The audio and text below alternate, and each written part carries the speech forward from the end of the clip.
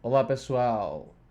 Agora a gente vai iniciar uma série muito interessante de vídeos que é a análise de um método que eu mesmo inventei sobre como provar traduções. De fato, o que é que a gente precisa fazer para demonstrar ao nosso leitor, ao nosso professor, que a gente não tirou a tradução do Google, mas nós mesmos sabemos justificar quais foram as regras que utilizamos para atingir a tradução dada. Isso é um método muito interessante que foi retirado da lógica clássica, né? Onde a gente tem o exemplo em português, eu não dormi ainda, e não tem problema se o professor simplesmente te der a frase em português, ou melhor, a frase em inglês, I haven't slept yet, porque ele não se importa, né, com a resposta correta, ele se importa com a justificativa. O que é que você pode me dizer para me demonstrar que essa é de fato a tradução para a frase em português, eu não dormi ainda, né? A gente prova a tradução listando os seguintes passos, né? Veja como é interessante, né? Em até 8 passos você consegue demonstrar, claro que com algumas noções iniciais que a gente vai discutir ao longo das respostas, como de fato essa tradução em inglês representa a frase em português acima, né? Quais são os 8 passos? Vamos ler juntos aqui, né? Is it a question? Né? Primeira coisa que você deve se perguntar, né? A estrutura da pergunta WH question, auxiliary verb, subject pronoun, é uma estrutura absoluta. É a estrutura mais poderosa da língua inglesa e é com ela que você vai estruturar de forma geral toda e qualquer frase em inglês que você precisar, caso seja uma pergunta. Caso não, como vocês vão ver, usaremos aqui a linha 8, que por enquanto, é, nesse caso aqui contingente, né, nesse caso especial, estamos lidando aqui com um present perfect, né? A linha 8 representaria uma estrutura adicional para além dessa estrutura da pergunta que a gente acabou de ver aqui, né? Então, vamos ver, né? Is it a question? Não. Então, por hora, né, a frase eu não dormi ainda não vai precisar utilizar essa estrutura geral WH question, auxiliary verb, subject pronoun, né? Então, em seguida, a gente se pergunta qual é o verb mood, né? Esses exemplos iniciais que eu vou usar aqui, vou procurar responder todas as questões com vocês, mas por enquanto vamos usar apenas o indicative, que é a forma padrão, a forma mais fácil de lidar com as frases em inglês, né? Qual é o verb tense? Present perfect, né? Eu não dormi ainda, é um present perfect porque eu não estou me importando com quando aconteceu esse evento do passado, dormir. Só quero representar para vocês uma justificativa do passado para um evento presente. Por exemplo, eu estou com sono agora, por quê? Porque eu não dormi ainda, né? Geralmente, palavras-chave como ainda, nunca, sempre, antes, depois, são palavras que podem representar eventos do passado e não importa, eles não conseguem definir de fato um instante do passado em particular, que esse seria o papel do simple past. Por exemplo, eu não dormi ontem, ou não dormi às 2 da tarde. Sempre que você especifica esse time frame e diz quando aconteceu, isso é um simple past. Mas quando você apenas quer representar um evento do passado que justifica algo do presente, esse é um present perfect. Depois a gente vai tratar mais sobre o present perfect em si mesmo, né? Mas, em geral, já dá pra ver que esse é o nosso verb tense, né? Who is the subject? Né? Perceba que estou fazendo isso linha por linha, né?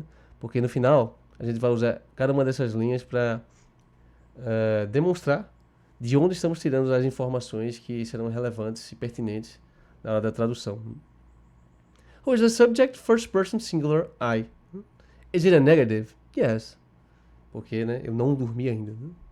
Is it an action or a state? Isso aqui só é relevante se a gente estiver tratando de simple past ou simple present, porque isso vai nos ajudar a definir quem é o nosso verbo auxiliar. Né? Se for sobre um estado da propriedade, será o verbo to be, né? O verbo ser ou estar.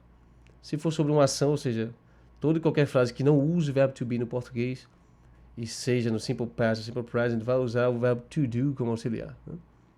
Nesse caso, eu não dormi ainda, né? Não usa verbo to be, só pode ser uma ação, né? Mas, como eu disse para vocês, né, estamos lidando com present perfect aqui, então isso não vai nos importar muito agora não. Linha 7, né? Considerando o verbo to sleep, né, nós temos as 3 formas máximas, né, que a língua inglesa permite para um verbo, né, que é o simple present, simple past e participle. Né? I sleep, I slept, e slept. Né?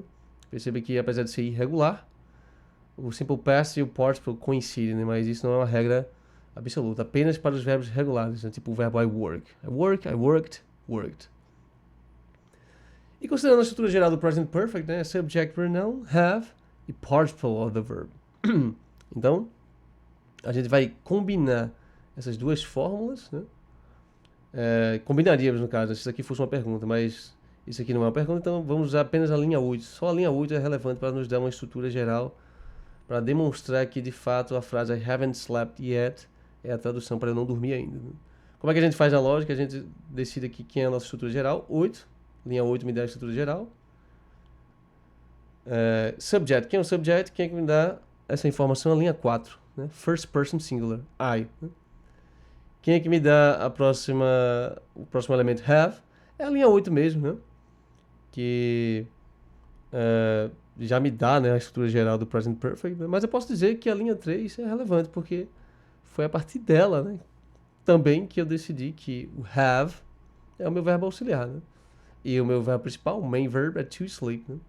I have not, porque é uma negativa, né? Linha 5 me diz isso. Slept, versão particípio do verbo sleep. Está aqui na linha 7, essa linha que me diz isso, né? E o yet é uma palavra que eu tiro do dicionário, né? A gente chama isso de uma noção primitiva. Não existe nada que prove que a palavra yet queira dizer ainda. Né? Isso é só o dicionário que nos dá por definição. Então, I have not slept yet, I haven't slept yet. Então, de fato, aquela frase está correta. Né? E estamos demonstrando passo a passo o porquê. Né? Temos aqui um outro exemplo. Né? E veja como é interessante, né? A gente pode lidar com esses exemplos bem básicos, né? Como uma das perguntas iniciais de qualquer curso de inglês, é qual é o seu nome? Né? What is your name? Né? Você também pode demonstrar ela. Essa é a beleza da lógica. Né? Não importa qual seja a dificuldade, é um método que se aplica a toda e qualquer questão, toda e qualquer contingência da sua vida. Né? Inclusive, a pergunta mais simples de todas, né? Qual é o seu nome? Né? Is it a question? Yes. Né? Então, WH question, auxiliary verb, subject pronoun. Verb mood, indicative, como sempre. Nesses nossos exemplos iniciais, estamos lidando apenas com isso. Né? Quando eu falo essas coisas com convicção. Verb tense, simple present. Eu estou fazendo uma pergunta de um hábito. Né? Perceba que o simple present ele não se trata de nenhuma ação ou estado em particular de uma linha temporal. Na verdade, ele é só uma expressão de um hábito do sujeito. Né? O meu nome costuma ser, né? O meu nome é isso. Né? Simple Present trata sobre isso. Ele não é um evento. Ele é uma descrição, uma exposição de um estado de coisas do mundo. Né? Verb tense é Simple Present, Subject, your name. Né?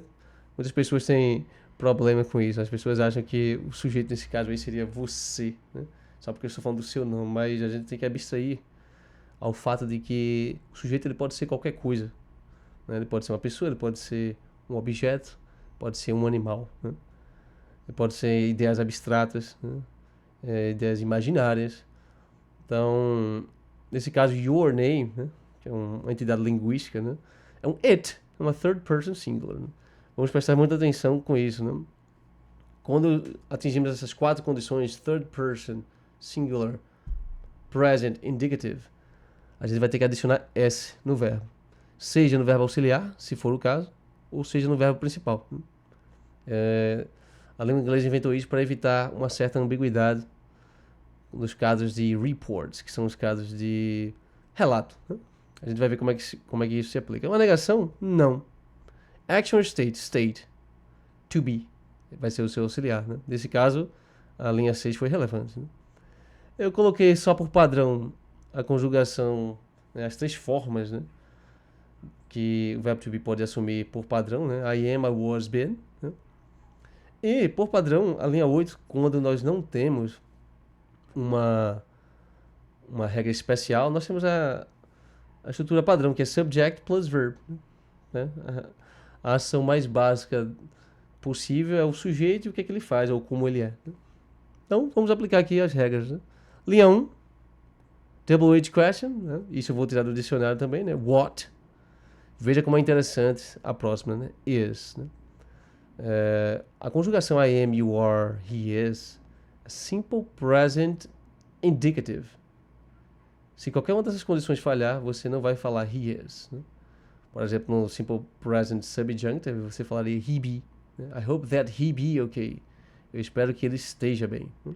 Então perceba que a linha 2, 3, 4 e 6, elas me ajudam a deduzir que o verbo to be deve ser conjugado como is. Né?